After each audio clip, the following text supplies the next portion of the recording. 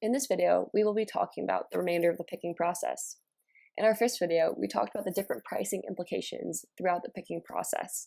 So in this video, we will be talking about substitutions. Let's get started.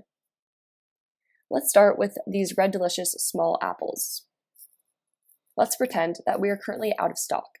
If you're out of stock of a certain item, all you need to do is click the drop-down list on the right side of the fill button. Here you can mark a certain item as out if the customer does not want a substitute or if there is no substitute. If the customer has selected best substitute for their item, there will be an option to select substitute on this drop-down list. If the customer selected no substitute on the Rosie platform, there won't be this option in the drop-down. However, if there is an option to substitute, you should find an alternative product, given customers would rather get something than nothing. When you click substitute, the picker gets the option to search by UPC or the name of a product. The picker can type in the name of the product they're trying to find a substitute for into the search and get an item of similar price and size. Let's demonstrate substitutions by substituting for red delicious small apples. To do this, we should search for apples in the search bar. So products of similar nature are brought to our attention. Because this customer wanted one red delicious small apple, we should substitute one red delicious small apple with one large gala apple. Substituting is that easy.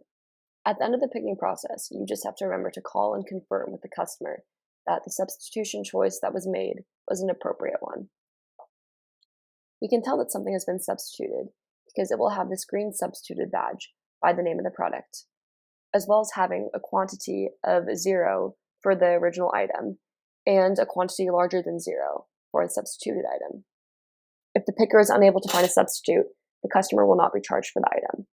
Even though the estimated subtotal the customer was given during Rosie checkout includes the item, the customer won't actually be charged for the out-of-stock item in the picking process. When a customer checks out online, their card is validated and verified by the Rosie system to ensure that there are sufficient funds to purchase the groceries. However, the card is not actually charged until the retailer marks the order ready in the picking process. Once the order is marked ready, there can be no changes made. The Rosie team won't even be able to alter the order. However, if the order has been marked ready yet, changes can still be made. If a customer calls and wants to add items to their order before the cutoff time, but after they've placed their order, there's a way to add a new item to an already existing order. This is a variance of substitution. If you have already filled an item, you can still click to the right-hand drop-down list and select substitute.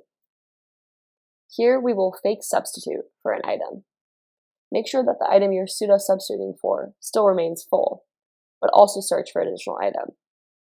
So you see that there's still one bag of chips, but we're also going to add a new item.